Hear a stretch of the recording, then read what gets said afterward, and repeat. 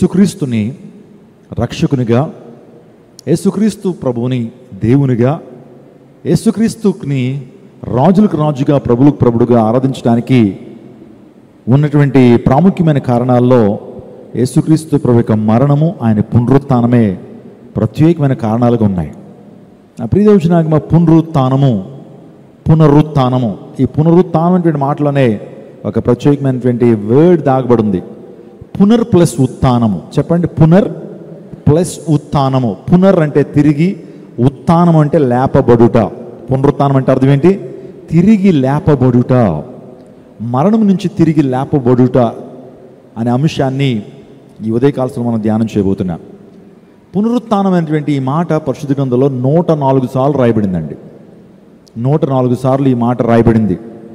లేఖనాల ప్రకారము యేసుక్రీస్తు ప్రభువారు 3 రోజున తిరిగి లేచి అనేక మంది కనబడ్డాడు. నేను చెప్పాను, యేసు ప్రభువారు లేఖనాల ప్రకారం ఆయన ముద్ర పొందాడు. లేఖనాల ప్రకారము ఆయన తిరిగి ఆయన పునరుత్థానుడయ్యాడు.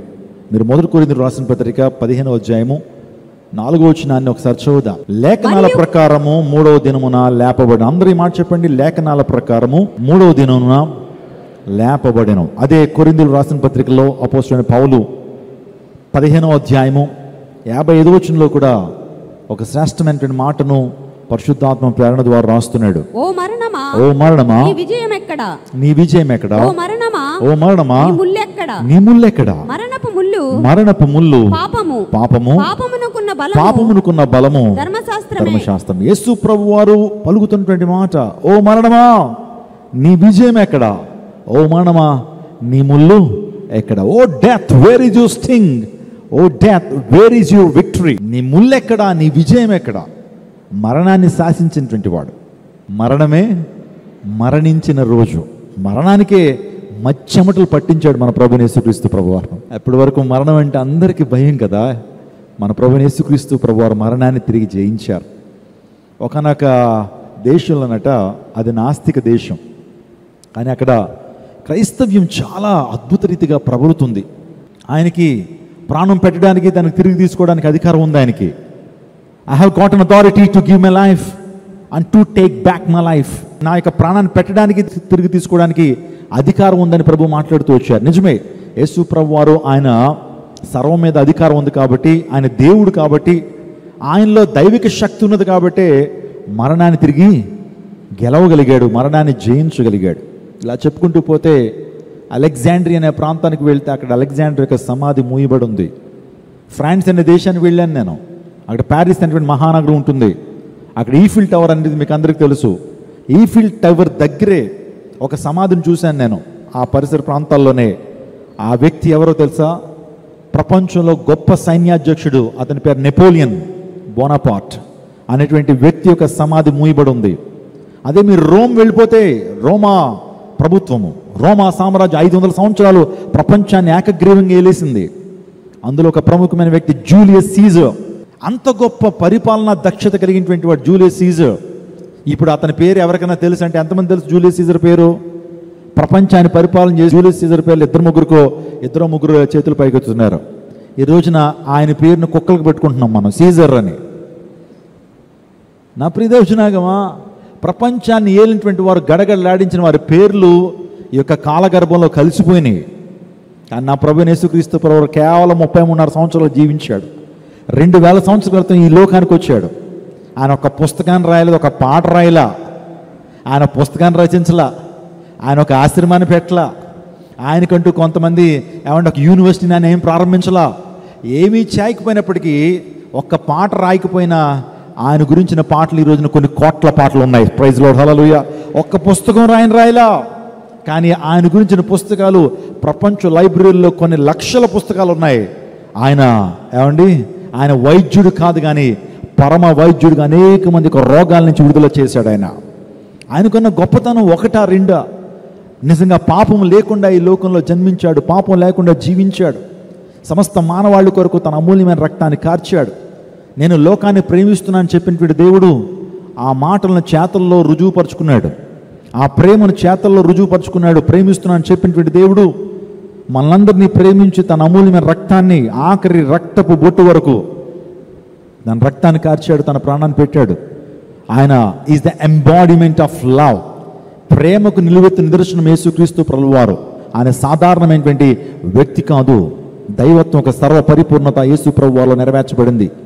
దేవుడు అనేటువంటి ఆ మాటకు కరెక్ట్ అయిన అర్థం యేసుక్రీస్తు ప్రభులో మనం చూస్తాం. దివ్యతి ఇతిహ దేవః అన్నారు. దేవుడు అంటే ప్రకాశించువాడు, వెలుగైనటువంటి వాడు. అలాంటి వెలుగైనటువంటి దేవుడు ఈ లోకానికి వస్తే ఆయన ఎలా జీవించాలి, ఎలా ఉండాలి, ప్రజలను వెలిగించేటువంటి వాడుగా ఉండాలి. ఉదయాన్నే లేచి అసతోమ సద్గమయ, తమసోమ జ్యోతిర్గమయ, మృత్యోర్మ అమృతంగమయ అని ప్రార్థన చేస్తామే. అసత్యంలో ఉన్నాను, నాకు సత్యం ఎక్కడా? ఓ దేవుడా, నేను అసత్యంలో ఉన్నాను, నాకు సత్యం ఎక్కడా? నేను కన్ఫ్యూజన్లో ఉన్నాను, నాకు సత్యం ఎక్కడా? నేను చీకట్లో ఉన్నాను, నాకు వెలుగు ఎక్కడా? నేను మృత్యువుతో పోరాడుతున్నాను, నాకు జీవం ఎక్కడా అని అంటే, ఈ లోక చరిత్రలో యేసు ప్రభు వారి లోకానికి వచ్చి మనిషికి ఉన్నటువంటి ఆ ప్రార్థనకు జవాబునిచ్చాడు. ఒకవేళ అసత్యంలో ఉంటే ఆ సత్యాన్ని నేనే. ఒకవేళ నువ్వు చీకట్లో ఉన్నావు, పాపాంధకారంలో ఉన్నావా, నీ పాపాంధకారం నుంచి నీకు విడుదల చేసి నీ హృదయాన్ని నీతితో నింపగలిగినటువంటి ఆ వెలుగు నేనే. ఒకవేళ మృత్యువుతో బాధపడుతున్నావా, నిత్య జీవాన్ని పొందుకోవాలనుకుంటున్నావా, వైకుంఠాన్ని చేరాలనుకుంటున్నావా, పరలోక రాజ్యానికి వెళ్ళాలనుకుంటున్నావా, శాశ్వతమైనటువంటి మరణం నుంచి విడుదల పొందాలనుకుంటున్నావా, ఆ జీవం నేనే అని యేసు ప్రభు వారు నిర్బంధంగా చెప్పాడు. ఆయన యేసుక్రీస్తు ప్రభు వారు ఆయన దేవుడు, ఆయనలో సంపూర్ణ దైవత్వము, సంపూర్ణ మానవత్వము ఉందనే విషయాన్ని జ్ఞాపకం చేస్తున్నాను. ఈ రోజున తీర్థయాత్రలన్నీ కూడా ఈరోజు సమాధులు కాదా? షిరిడి అనే ప్రాంతానికి వెళ్తే షిరిడి సాయిబాబా గారు, I respect him a lot, కానీ ఆయన సమాధిలోనే ఉన్నాడు. ఆయన మహమ్మద్ ప్రవక్త, మక్కాలో ఆయన యొక్క సమాధి మూయబడే ఉంది. ఇలా చెప్పుకుంటూ పోతే అనేక మంది సమాధుల గురించి మనకు తెలుసు. ఇంకా చెప్పాలంటే చాలామంది సమాధుల్లోనే ఉన్నారు. కానీ ఈరోజున ఇజ్రాయెల్ దేశానికి వెళ్తే అక్కడ గార్డెన్ టూమ్ అనేటువంటి ఒక ప్రాంతం ఉంటుంది. ఆ ప్రాంతంలో యేసుక్రీస్తు ప్రభు సమాధి ఉంటుంది. ఆ సమాధిలోకి ప్రతి ఒక్కళ్ళు కూడా లోపలికి వెళ్ళి చూడొచ్చు, లోపలికి వెళ్ళి సమాధిని తాకి రావచ్చు. లోపల యేసు ప్రభు వారు లేరు. అక్కడ ఒక దైవజనుడు ఇలాగే తెల్ల సూట్ వేసుకుని ఉంటాడు. మీరు ఒకవేళ వెళ్తే ఇజ్రాయెల్ దేశానికి వెళ్తే ఆయన అంటాడు, welcome brother, welcome, Jesus is not here, is risen అంటాడు. ఆయన ఇక్కడ లేడు, ఆయన లేచి ఉన్నాడు. Hallelujah. The basic hope of Christianity is an empty tomb. The basic hope of Christianity is an empty tomb. ఈరోజు క్రైస్తవ విశ్వాసానికి ఆలంబన, మన విశ్వాసానికి పునాది, మన విశ్వాసానికి పట్టు ఏంటంటే యేసు ప్రభు వారి యొక్క ఖాళీ సమాధి.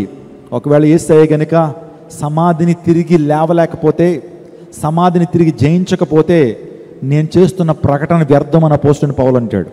ఈ రోజున ఇంత ఉదయకాల సార్ మీరు వచ్చి ఇలా దేవుని ఆరాధించడం వ్యర్థం. ఎప్పుడు?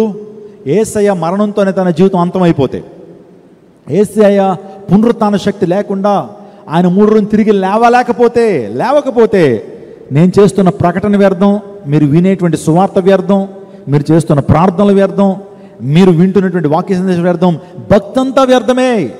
ఈరోజున క్రైస్తవానికి మూలం ఏంటో తెలుసా? యేసుక్రీస్తు ప్రభు యొక్క మరణము, ఆయన యొక్క పునరుత్థానము. హల్లెలూయా, హల్లెలూయా. ఓ మరణమా నీ విజయం ఎక్కడా? ఓ మరణమా నీ ముళ్ళు ఎక్కడా? మరణపు ముళ్ళును విరిచినటువంటి విజయుడు మరణానికి ఉన్నటువంటి శక్తిని నిర్వీర్యం చేసి పాడేశాడు. మరణానికి ఉన్న శక్తిని నిర్వీర్యం చేసేసాడు ఆయన. కొన్ని బాంబులను ఏం చేస్తారంటే ఎక్స్పర్ట్స్ ఏం చేస్తారు, వచ్చి దాన్ని నిర్వీర్యం చేస్తారు, అందులో శక్తి లేకుండా చేసేస్తారు. అప్పుడు మనం కూడా ఆ బాంబుని తీసుకొచ్చి ఇంట్లో అలమరలో పెట్టుకోవచ్చు, అది పేలదు. మరణానికి కూడా దాన్ని పేలకుండా దేవుడు ఏం చేశాడు? నిర్వీర్యం చేసి పాడేశాడు.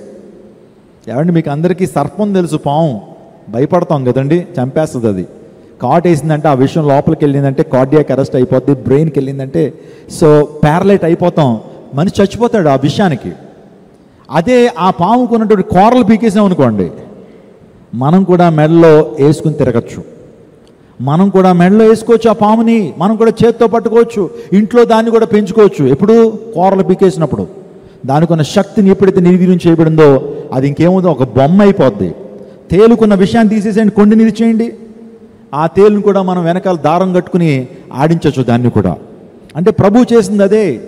ఒక పాముకి తన కూరలు పీకేస్తే ఏ విధంగా విషయం లేకుండా అది దాని శక్తి నిర్వీర్యం అయిపోయిందో, బలహీనరాలు అయిపోయిందో, మరణానికి ఉన్న శక్తిని యేసుక్రీస్తు ప్రభు వారు నిర్వీర్యం చేసి పాడేశాడు. స్తోత్రం చెప్పండి, hallelujah. That's the message of today. నా ప్రియదేవుచున్నాగమా, ఈరోజు అందరూ బట్టి అపోస్తలుడైన పౌలు, యేసయ్యను నమ్ముకున్నటువంటి భక్తులు అంటున్నారు, నా మట్టుకైతే బ్రతుకుడు క్రీస్తే, చావు అయితే లాభం. ఈ ప్రపంచంలో చావు లాభం అని చెప్పేటువంటి వారు ఎవరో తెలుసండి? యేసయ్య పునరుత్థానాన్ని నమ్మినటువంటి వారు. యేసయ్య పునరుత్థానాన్ని నమ్మినటువంటి వారికి చావు కూడా భయం ఉండదు. అందును బట్టి నా మట్టుకైతే బ్రతుకుడే క్రీస్తే, for me to leave is Christ but death is gain, death is profitable. మరణం ప్రాఫిటా? మరణం లాభమా? ఎస్. పునరుత్థానం నమ్మినటువంటి వాడికి మరణం లాభమే. యెహోవా భక్తుల మరణం ఆయన దృష్టికి విలువైందని దేవుని లేఖనం సెలవిస్తూ ఉంది. జీవితానికి మరణం ముగింపా? కాదు. అందరికీ జీవితానికి ముగింపు మరణం అనుకుంటారు, కానీ యేసు ప్రభువు చెప్తున్నారు అసలు జీవితానికి ముగింపు మరణం కాదు, మరణము నిత్యత్వానికి సింహద్వారం. హల్లెలూయా. మరణంతో జీవితం అంతం అయిపోవట్లా. మరణం తర్వాత మరొక జీవితం ఉంది. మన ప్రభువైన యేసుక్రీస్తు ప్రభువు మరణం తర్వాత జీవితాన్ని అనుభవించి చెప్తా ఉన్నాడు, మరణం తర్వాత జీవితం. There is a life after death. There is a life after death. మరణం తర్వాత జీవితం ఉంది. ఈ విషయాన్ని గమనించండి. బైబిల్ లేఖనాలు చెప్తా ఉన్నాయి, బైబిల్ ఎప్పుడు కూడా పునర్జన్మ నమ్మదు. పునర్జన్మ, ఈ జన్మలో పుణ్యం చేసుకుంటే వచ్చే జన్మలో మంచిగా పుడతావు, లేకపోతే ఏ జంతువుగానో, నక్కగానో, బల్లిగానో, కుక్కగానో పుడతావు అనేటువంటి పునర్జన్మ బైబిల్ ఏనాడు సపోర్ట్ చేయలేదు. అది అవాస్తవం అనే విషయాన్ని మీకు జ్ఞాపకం చేస్తున్నాను. మరి బైబిల్లో ఏముందంటే పునరుత్థానం ఉంది. యేసుక్రీస్తు ప్రభునందు విశ్వాసం ఉంచి పాపాలు క్షమించబడినటువంటి వ్యక్తి మరణిస్తే అతను మరలా తిరిగి జీవిస్తాడు, మరలా తిరిగి బ్రతుకుతాడు. యేసు ప్రభు వారు ఏ విధంగా మరణాన్ని తిరిగి జయించాడో, యేసయ్యలో ఎవరైతే ఉండి వారు మరణించారో వారు పునరుత్థాన శక్తితో నింపబడి వారు పునరుత్థానులు అవుతారని దేవుని లేఖనం సెలవిస్తూ ఉంది. పునరుత్థానము బైబిల్లో ఉంది, కానీ పునర్జన్మ లేదు. ఈ విషయాన్ని మీరు గమనించాలి. నా ప్రియదేవుచున్నాగమా, ఆదివారమున తెల్లవారుజామున, అంటే కరెక్ట్గా ఈ టైంకి, కరెక్ట్గా తెల్లవారుజామునే కదా ఇది కూడా, ఈ టైంకే నిజంగా కొంతమంది స్త్రీలు యేసుక్రీస్తు ప్రభు యొక్క మృతదేహానికి సుగంధ ద్రవ్యాలు పూయటానికి వెళ్తున్నారండి. మగ్దలేన మరియా ఇంకా మరి కొంతమంది స్త్రీలు ఆదివారం తెల్లవారుజామున వెళ్తా ఉన్నప్పుడు ఆ సమాధి దగ్గర ఉన్నటువంటి దేవదూత ఏముంది? ఆ సమాధి దగ్గర ఉన్నటువంటి దేవదూత ఏముంది? ఇద్దరు దూతలు ఉన్నారు అక్కడ. ఇద్దరు దూతలుండి సజీవుడైన వాడిని మృతుల్లో ఎందుకు వెతుకుతున్నావు? సజీవుడైనటువంటి వ్యక్తిని, సజీవుడంటే యేసయ్యను మృతుల్లో ఎందుకు వెతుకుతున్నారు మీరు? చదువుదండి ఒకసారి. లూకాసు 24:5. వారు భయపడి ముఖములు నేల మోపి ఉండగా మీరు సజీవుడైన వాడిని మీ మృతుల్లో ఎందుకు వెతుకుచున్నారు అని దేవదూతలు వారికి బుద్ధి చెప్పి పంపించారు. ఏమంటే వారికి విశ్వాసం ఉందా? ప్రభు చెప్పారుగా, ఈ దేవాలయాన్ని పడగొట్టండి, 3 రోజులు తిరిగి కడతానన్నాడు ఆయన. ఆయన ఈ లోకంలో జీవిస్తున్నప్పుడే నేను 3 రోజులు తిరిగి లేస్తానని ప్రభు చాలా సుస్పష్టంగా చెప్తే మళ్ళా ఆయన యొక్క మృతదేహానికి, ఆయన యొక్క పార్థివ దేహానికి సుగంధ ద్రవ్యాలు పూయడానికి వెళ్ళారు. వీళ్ళు గట్టిగా ఇచ్చి పాడేశారు ఎవరో దేవదూతలు. సజీవుడైనటువంటి యేసయ్యను మృతుల్లో ఎందుకు వెతుకుతున్నారు మీరు? బుద్ధి లేదా అని చెప్పి దేవదూతలు ఏం చేశారు? వారిని అలర్ట్ చేసి ఆయన ఇక్కడ లేడు, ఆయన మరణాన్ని తిరిగి జయించాడు, ఆయన సజీవుడు. మీకు మాట చెప్పునా, పాత నిబంధనలో యేసు ప్రభు యొక్క పునరుత్థానం గురించి ఏమన్నా రాయబడిందండి? మాకంతా కూడా పాత నిబంధనలో ప్రవచనాలు ప్రాముఖ్యం అంటారు కొంతమంది. ఆది కాండంలోనే యేసుక్రీస్తు ప్రభు యొక్క పునరుత్థానం గురించి ప్రవచనం ఉంది. షాక్ అవుతారేమో మీరు. ఆది కాండం 3:15.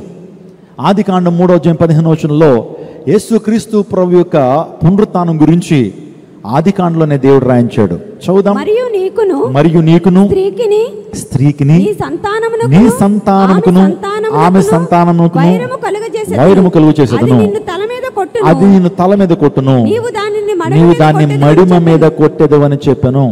ఏంటిది? దీన్ని రెండోసారి మీరు మరలా చదివితే, ఆదాములిద్దరూ పాపం చేసిన తర్వాత దేవుడు సర్పాన్ని శపించాడు, ఆదాముని శపించాడు, భూమిని శపించాడు, స్త్రీని శపించాడు. అక్కడ మరలా ఒకసారి టెక్స్ట్ వేయండి. అక్కడ అడంటున్నాడు నీకును స్త్రీకిని. అక్కడ ఇద్దరికి శాపాన్ని ఇస్తున్నాడు. ఒకరికి ఎవరంటే సర్పానికి, అంటే సాతానికి, ఆ తర్వాత స్త్రీ సంతానానికి వైరము కలుగు చేసేదను.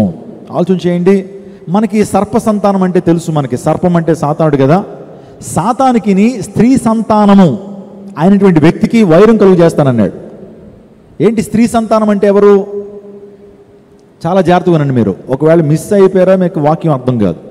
స్త్రీ సంతానం అంటే ఎవరు? అందరికీ డౌట్ వచ్చేస్తుంది, ఏంటి మేము ఏమన్నా స్త్రీ సంతానం కదా, మేము స్త్రీకి పుట్టలేదా అంటారు. వాస్తవానికి ఈ ప్రపంచంలో ఉన్న ప్రతి వ్యక్తి కూడా పురుష సంతానం. మనందరూ కూడా పురుషుల్లోంచి వచ్చాం, మనకి తండ్రి ఉన్నాడు. కానీ ఈ లోకంలో ఒకే ఒక వ్యక్తి, ఆయన ఒక్కడు మాత్రమే స్త్రీ సంతానం. ఆయనే మన ప్రభువైన యేసుక్రీస్తు ప్రభువారు. హల్లెలూయా. కన్య గర్భాన జన్మించాడు ఆయన. అందులో బట్టి ఆయన స్త్రీ సంతానం. అబ్రహాం ఇస్సాకును కన్ను, ఇస్సాకు యాకోబును కన్ను, యాకోబు యోసేపును కన్ను అని ఉంటుంది బైబిల్లో. అదేంటండి, అబ్రహాం కన్నాడా? ఇస్సాకును కన్నా మగోడిని కంటాడా? కనడు కదా. కానీ అంటే వీళ్ళందరూ కూడా మగవాళ్ళ నుంచి వచ్చారు. కానీ ఆ యొక్క సంతానాలు మీరు చూస్తున్నప్పుడు యేసు ప్రభు దగ్గరికి వచ్చేటప్పటికి స్త్రీ సంతానం, మరియ కుమారుడైన యేసు అని ఉంటుంది. స్తోత్రం చెప్పండి హల్లెలూయా. అంటే యేసు ప్రభు వారి స్త్రీ సంతానం. ఇప్పుడు సాతానికి స్త్రీ సంతానం యేసుక్రీస్తు ప్రభు వారికి ఏంటి? వైరం, అంటే గొడవ. ఇప్పుడు ఆ యొక్క సాతానుడు అంటే సర్పము స్త్రీ సంతానాన్ని ఎక్కడ కొడతాడట? మడి మీద కొడతాడట. అంటే సాతాడు యేసు ప్రభువారిని ఎక్కడ కొట్టాడు? సిలువలో మడిమి మీద. మడిమి అంటే ఏంటి? కాలు మీద. ఇప్పుడు స్త్రీ సంతానమైనటువంటి యేసుక్రీస్తు ప్రభువు సాతాను ఎక్కడ కొడతాడు? ఎక్కడ? తల చితక కొట్టేస్తాడు అనమాట. అంటే కొత్త నిబంధనలోనే సాతాను తల చితక దొక్కబడింది. ఎప్పుడో తెలుసు అది? యేసుక్రీస్తు ప్రభువారు 3 రోజులు తిరిగి లేచినటువంటి ఆ పునరుత్థానమే సాతాను యొక్క తల చితక కొట్టబడింది. గట్టిగా చప్పట్లు కొడుతూ దేని అనపరచండి.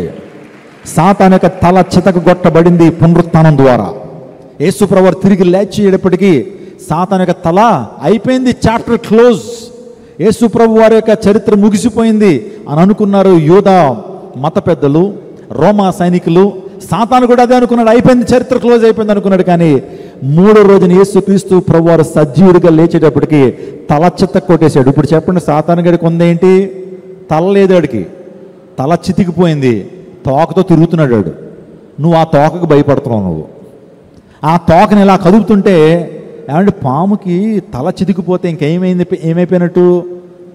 దాని శక్తి అయిపోయినట్టే. సాతాను గాడిని యేసుక్రీస్తు ప్రభువారు పునరుత్థాన శక్తి ద్వారా చితకొట్టేశాడు. ఇంకా వాడికి ఉన్నదేంటి? తోకతో బెదిరించేస్తాడు మనల్ని. అందులో బట్టి అపవాదిని ఎదిరించుడి, అప్పుడు వాడు మీ వద్ద నుంచి resist devil then he'll flee from you. నా ప్రియదేవునాగమా, ఆది కాండంలోనే ప్రవచనం చెప్పబడింది. అది యేసుక్రీస్తు ప్రభు యొక్క పునరుత్థానంలో నెరవేర్చబడింది. స్తోత్రం చెప్దాం హల్లెలూయా. నా ప్రియదేవునాగమా, క్రీస్తు ఆయన 40 దినములు అంటే 40 దినాలు ఆయన శ్రమ పొందలేదు. సిలువ ముందు శ్రమ పొందడం ఉందా? లేదు కదా. కానీ ఆయన మరణం చెందిన తర్వాత 40 దినాలు, ఆయన పునరుత్థానుడు అయిన తర్వాత 40 దినాలు ఆయన అనేక మంది కనబడ్డాడు. స్తోత్రం చెప్పండి హల్లెలూయా. ఆయన సిలువెక్కే ముందు 40 దినాలు ధ్యానాలు చేయలేదు ఆయన. మనం లెంట్ చేస్తుంటాం అనుకోండి, అది మన యొక్క భక్తి కొరకు చేస్తుంటాం. కానీ యేసు ప్రభు వారు శ్రమ దినాలు ఆయన ఏమీ పాటించలేదు. ఆయన సిలువ ఎక్కే ముందు 40 దినాలు ఏమీ ఆయన పాటించలేదు. కానీ 40 దినాలు ఎప్పుడు చేశాడంటే ఆయన పరిచర్య మరణించిన తిరిగి లేచిన తర్వాత 40 దినాలు అనేక మంది మనుషులు కనిపించాడు ఆయన మహిమ దేహంతో. ఏ దేహం? మహిమ దేహంతో. అంటే సశరీరుడుగానే, ఆత్మస్వరూపుగా కాదు ఆయన కనిపించింది. ఆయన మహిమ దేహంతో సశరీరుడుగానే కనిపించాడు. అంటే ఆయన ఆహారం తిన్నాడు, అయితే ప్రజలను తాకాడు, ప్రజలతో పాటు సంచారం చేశాడు, ప్రజలతో పాటు పడుకున్నాడు. 40 దినాలు ఆయన సశరీరుడిగా అనేక మందితో వారే యేసుప్రభువు ఏం చేశారు? జీవించారు. ఆ సందర్భాలు మనం చూస్తే కనుక కొత్త నిబంధనలో 11 సార్లు తన ప్రత్యక్షతను అగుపరిచాడు. నేను చెప్పమంటారా 11 సార్లు? రాసుకుంటారా మీరు? లేకపోతే ముందుకెళ్ళిపోదామా? 11 సార్లు ఆయన ప్రజలకి ఆయన అపియర్ అయ్యాడు. He showed himself to the people. యేసుక్రీస్తు 11 times he showed himself to the people. ఎప్పుడు తెలుసండి? త్వరగా మీరు రాసుకోగలిగితే రాసుకోండి. కొన్ని విషయాలు చెప్తాను. మగ్దలేనే మరియకు యేసుక్రీస్తు ప్రభువు మొదటిసారిగా ప్రత్యక్షమయ్యాడు. మగ్దలేనే మరియకు. సో మీరు ఇంటికి వెళ్ళిన తర్వాత రిఫరెన్స్ చూడండి. యోహాను సువార్త 20వ అధ్యాయం 11 నుంచి 18 వచనాలకి మీరు చదివితే కనుక మగ్దలేనే మరియకు యేసుక్రీస్తు ప్రభువు వారు కనిపించారు, ప్రత్యక్షమయ్యారు. మత్తయి సువార్త 28వ అధ్యాయం 1 నుంచి 10 వచనాలు చదివితే తక్కిన స్త్రీలకు అంటే మిగతా స్త్రీలకు కూడా యేసుక్రీస్తు ప్రభువు తన దర్శనాన్ని ఇచ్చాడు. మూడోదిగా ఎమ్మాయి గ్రామానికి వెళ్ళిపోతున్నారు 2 శిష్యులు, వారితో కలిసి నడిచాడు. వారు అలా నడుచుకుంటూ వెళ్తున్నప్పుడు ప్రభువు మాట్లాడుతున్నారు, పునరుత్థానం గురించి మాట్లాడుతున్నారు. ప్రభువు మాట్లాడుతుంటే వారి హృదయాలు ఏమైనా మండినయట. వారి యొక్క నేత్రాలు మూసిపోయేటప్పటికి యేసు ప్రభు వారిని తెలుసుకోలేకపోతున్నారు. వాళ్ళు యేసయ్య వారి దగ్గరికి వెళ్ళి వారితో మాట్లాడుతున్నప్పుడు కాసేపటికి వారు మననేత్రాలు ఏం చేయబడ్డాయి? వెలిగించబడి యేసయ్యను గుర్తించారు. ఎమ్మాయి గ్రామానికి వెళ్తున్న 2 శిష్యులకి యేసు ప్రభు తన ప్రత్యక్షనిచ్చాడు. ఆ తర్వాత ముమ్మారు బొంకినటువంటి పేతురు కూడా యేసు ప్రభువారు తన దర్శనాన్ని ప్రత్యక్షనిచ్చాడు. లూకాసు వార్త 24:34. ఆ తర్వాత 10 మంది అపోస్తలులకి యోహాను సువార్త 20వ అధ్యాయం 19 నుంచి 25 వచనాల వరకు మీరు చదివితే అక్కడ 10 మంది అపోస్తలులకి ఆయన ప్రత్యక్షపరుచుకున్నాడు. ఆ తర్వాత తిబేరియా సముద్రం దగ్గర ఉన్నటువంటి శిష్యులకి, మనుషులకి ఆయన తన ప్రత్యక్షనిచ్చాడు. తిబేరియా, గలిలయ సముద్రం ఉంది కదా, తిబేరియా, ద సీ ఆఫ్ గ్యాలిలీ అని పిలుస్తారు, టైబరిస్ అని పిలుస్తారు. ఆ యొక్క సముద్రం దగ్గర కొంతమందికి ఆయన ప్రత్యక్షపరుచుకున్నాడు. ఆ తర్వాత మీరు జాగ్రత్తగా ఆలోచన చేస్తే ఆ గలిలయ, ఆ తర్వాత సమరయ, జుడియా, యోదయ, గలిలయ, సమరయ ప్రాంతంలో ఉన్నటువంటి 500 మందికి ఆయన తన ప్రత్యక్షతనిచ్చాడు. ఇంకా 9వదిగా ఏంటంటే ఒలీవుల కొండ మీద తన ప్రత్యక్షనిచ్చాడు. ఆయన ఒలీవుల కొండ నుంచి పరలోక రాజ్యానికి ఆరోహణం అవుతున్నప్పుడు గలిలయ మనుషులందరూ చూశారు. గలిలయ మనుషులందరూ కూడా ఆయన చూశారు. ఆయన అలా పరలోక రాజ్యానికి ఆరోహణం అవుతున్నప్పుడు ఒక దేవుని దూత వచ్చి చెప్తోంది, గలిలయ మనుషులారా, ఎందుకు మీరు బాధపడుతున్నారు, ఎందుకు మీరు విచారిస్తున్నారు? ఏ రీతిగా యేసు పరలోక రాజ్యానికి వెళ్ళిపోతున్నాడు, అదే రీతిగా రెండోసారి లోకానికి వస్తాడు అని ఆ దూతలు ఎప్పుడైతే ప్రజల్ని చెప్పినట్లుగా మనం చూస్తుంటాం.